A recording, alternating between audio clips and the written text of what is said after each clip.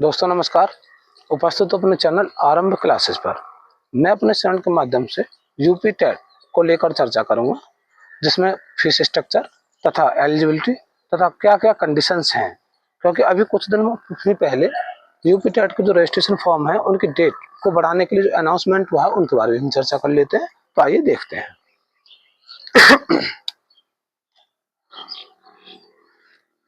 UP TET 2026। ये सबसे पहले मैं आपको बता दूं कि यूपी टेट यानी Uttar Pradesh teacher eligibility test को 2 लेवल से फिलअप होता है। पहला हो गया प्राइमरी लेवल,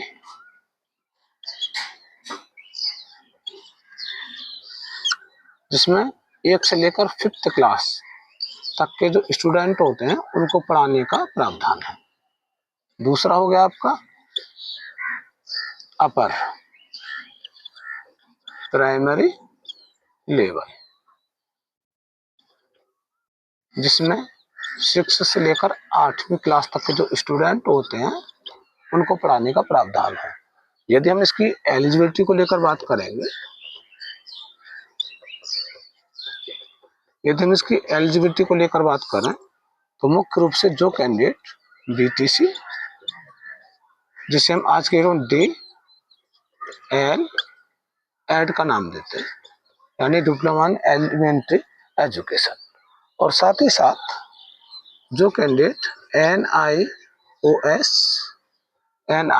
या फिर बॉस नामक जो बोर्ड होता है आपका, उसके माध्यम से यदि किसी ने एनटीटी या फिर बीटीसी या फिर जो ओपन बोर्ड जो होते हैं उनसे किसी ने यदि ये जो परीक्षा उत्तीर्ण की है तो वो इस प्राइमरी लेवल का जो टेट होता है उसके लिए पात्र है।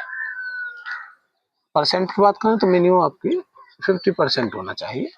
ठीक, इसके बाद आता है आपका upper primary level. Upper primary level में मुख्य रूप से जो एलिजिबिलिटी है वो डीएड, और साथ ही साथ इस बार ये भी प्रावधान है कि जो कैंडिडेट बीटीसी या फिर जिन्होंने डीएलएड वगैरह जो किया हुआ है वे भी इसके लिए पात्र है। अब परसेंट की बात करें तो सेम कंडीशन है 50% की। बीएड यानी बैचलर ऑफ एजुकेशन, बीटीसी यानी बेसिक टीचर सर्टिफिकेट, और ये आपका हो ही गया। ठीक है, अब बात करते हैं इसकी लास्ट डेट की। तो अब तक जो इसकी लास्ट डेट थी वो 26 अप्रैल थी, 26 अप्रैल 2026, लेकिन अब इसकी लास्ट डेट को बढ़ा के 3 मई कर दिया गया है। 3 मई। तो ये मुख्य रूप से ऐसे कैंडिडेट्स के लिए भी एक मौका है जो या तो अपना फॉर्म रजिस्ट्रेशन करते समय भूल गए हैं या फिर किसी कारणवश वो अपने फॉर्म के लिए पूर्ण रूप से सबमिट नहीं कर पाए, तो ये अब 3 तारीख तक का उनके पास टाइम है। यदि हम फीस स्ट्रक्चर को लेकर बात करें तो जनरल, ओबीसी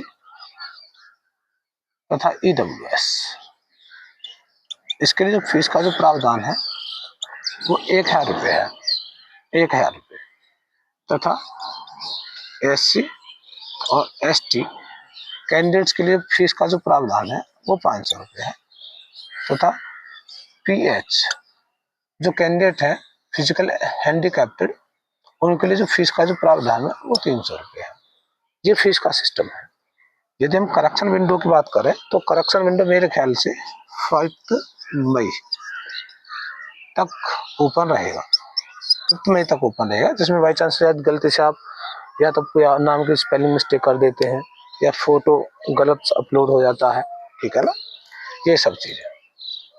इसके बाद यदि हम इसके एग्जाम को लेकर बात करें तो यदि हम इसके एग्जाम को लेकर बात करें 2, 3, 4 जुलाई 2026 को इसका एग्जाम है। तो एक छोटा सा इंफॉर्मेशन है इस वीडियो के माध्यम से। फिर भी यदि किसी कैंडिडेट को किसी भी तरह की क्वेरी है तो आप मुझे मेरी वीडियो कमेंट में कमेंट करें। मैं आने वाले टाइम में या आने वाली वीडियो में उन कमेंट्स का आंसर देने की कोशिश करूंगा। फिर मैं आपको एक और बता दूं कि उत्तर प्रदेश में अभी तक सिर्फ 2 ही तरह के जो टेट की जो परीक्षा वो ली जाती है। प्राइमरी लेवल के लिए 1 से 5 तक के लिए बीटीसी या बीडीएलएड वगैरह मान्य होता है उनके लिए, तथा जूनियर जो से हम अपर प्राइमरी लेवल बोलते हैं उसके लिए बीएड। इस बार डीएलएड वाले भी उसके लिए अप्लाई करेंगे। ठीक है, हमारे यहाँ पर यानी उत्तर प्रदेश में टीजीटी में किसी प्रकार का कोई टेट नहीं है। अभी सरकार की तरफ से इस तरह का कोई आदेश नहीं हुआ है, तो ये एक तरह का चांस है जिन स्टूडेंट्स के लिए सिर्फ अपना टीचिंग में ही भविष्य देखना है या फिर उनको अपने आय को जो जर्नी है इसी लाइन में जारी रखनी है, तो पहले ये चीज़ें उनके लिए पूर्ण होनी चाहिए। हाँ, यदि टीजीटी पीजीटी की यदि हम तैयारी कर रहे हैं तो उसके लिए इन चीज़ों की सर्टिफिकेट की कोई आवश्यकता नहीं है। लेकिन ये भी आप अच्छी तरह जानते हैं आप दोस्तों कि प्राइमरी लेवल में और अपर लेवल में जो वैकेंसी जितनी आती हैं वो टीजीटी और पीजीटी में नहीं आती। लेकिन समस्या इस बात है कि पिछले कई सालों से एक तरह से प्राइमरी अपर दोनों ही लेवल की जो वैकेंसी है वो नहीं आई है, जिससे कि काफ़ी बड़ी मात्रा में जो अभ्यर्थी हैं इसका इंतजार कर रहे हैं कि वैकेंसी आ जाए तो अपने आने वाले भविष्य को एक नई दिशा दे सके। फिर भी इस चीज़ से संबंधित या इस वीडियो के माध्यम से किसी को कोई क्वेरी है तो मुझे कमेंट करें। इन्हीं शब्दों के साथ धन्यवाद।